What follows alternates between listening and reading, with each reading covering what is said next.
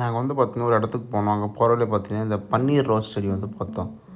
உண்மையாக சொல்கிறேன், இந்த ரோஸ் செடி நம்ம கையில் வாங்கி பார்க்குற ரோஸ் செடி தம்ப்லைனில் பார்த்துட்டு வருவாங்க. 2 பூச்செடி இருக்குதுன்னு பார்த்துருப்பீங்க. 2 நிமிஷம் கழிச்சு பார்த்தீங்கன்னா இன்னொரு பூச்செடி வீடியோ வரும் பாருங்கள். இதே பார்க்கும்போது எவ்வளோ அழகாகவும் எவ்வளோ சூப்பராகவும் இருக்கும் பாருங்கள். ஸோ நாங்கள் சும்மா தான் அது அது இருக்குது. நம்ம சிம்பிளாக வந்து பார்த்திங்கன்னா காசு கொடுத்து வாங்கிக்கிறோம். ஆனால் அது உற்பத்தி பண்ணுற இடத்துல அதை நம்ம பார்க்கும்போது ஒரு பயங்கரமாக இருக்குது. ஃபுல்லாகவுமே ரோஸ் தோட்டம் தான் இருக்குது. சரிங்களா, நாங்களும் அதை பார்த்துட்டு கண்டிப்பாக இது வீடியோ எடுத்துகிட்டு ஃபோட்டோ எடுத்துகிட்டு போகணுன்னு சொல்லிட்டு இங்கே வந்து பார்த்திங்கன்னா வீடியோ எடுத்துருந்தோம். ஐனிக்காரே வந்து பார்த்திங்கன்னா எடுத்துங்க, இது வந்து பன்னீர் ரோஸ் தான் அப்படி சொல்லிட்டு டீட்டெயிலாக அதை பற்றிலாம் எங்களுக்கு நிறைய விஷயம் சொன்னாங்க.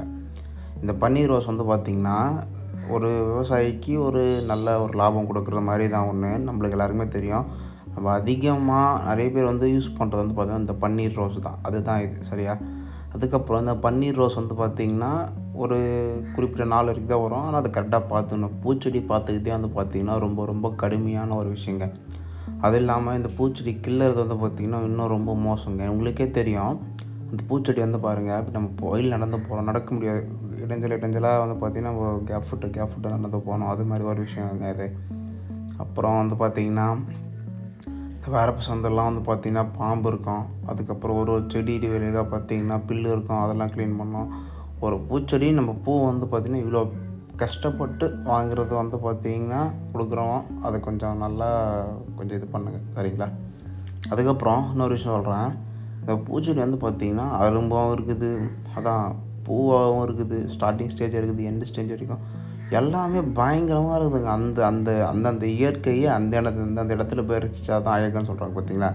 அதை நான் வந்து பார்த்தீங்கன்னா இந்த பூ வந்து பார்த்திங்கன்னா அந்த இடத்துலேருந்து பார்த்து ரசித்தேன். சுற்றி வந்து பார்த்திங்கன்னா அந்த இடத்து ஃபுல்லாக நம்ம நறுமணத்துக்கு இல்லாச்சும் வந்து பார்த்திங்கன்னா இயற்கையிலே ரொம்ப வாசனை கொடுக்குற ஒரு பூ தான் பார்க்க போகிறோம். அந்த பூ தான் வந்து பார்த்திங்கன்னா சம்திங் பூ. எல்லாருமே கேட்டிருப்பீங்க, ஒயிட் கலராக இருக்கும்.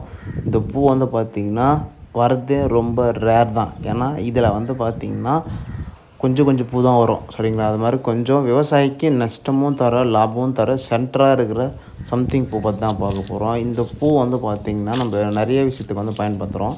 சரி வாங்க, ஃபர்ஸ்ட் ஆஃப் ஆல் விவசாயி இது எவ்வளோ கஷ்டப்பட்டு உற்பத்தி பண்ணுறாங்கனாங்களா.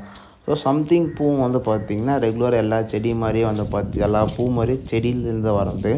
ஆனால் இதில் ரொம்ப டேஞ்சர் வந்து பார்த்திங்கன்னா ரொம்ப பொதாராக இருக்கும். ரொம்ப பொதார்னு பில்லு எல்லாமே இங்கே பாருங்கள், அந்த நீளத்தை இது பார்த்திங்கன்னா அதுதான் வந்து பூவுடைய ஸ்டேஜ். ஆனால் சுற்றி வந்து பார்த்திங்கன்னா பொதாராகவே இருக்குது சரிங்களா. அந்த பொதாரில் எது வேணா இருக்கலாம், பாம்பு இருக்கும், பூச்சி இருக்கும், ஏகப்பட்ட பாம்பு வந்து மயங்கி அதுக்கப்படுத்திருக்கும். அது மாதிரி இந்த மாதிரி ரொம்ப இந்த பூ விஷயத்துலாம் வந்து பார்த்திங்கன்னா ரொம்ப விவசாயி ரொம்ப கஷ்டப்பட்டு நம்மளுக்கு தராங்க. ஸோ மறக்காமல் அந்த சம்திங் பூவை நீங்கள்லாம் பார்த்துருக்கீங்க இல்லை இது பண்ணியிருக்கீங்க அப்படின்னா ஒரு கமெண்ட் பண்ணுங்கள். முக்கியமாக சொல்கிற விவசாயிக்கு இந்த சம்திங் பூ பர்ச்சேஸ் பண்ணுற இடத்துல கொஞ்சம் சப்போர்ட் பண்ணுங்கள்.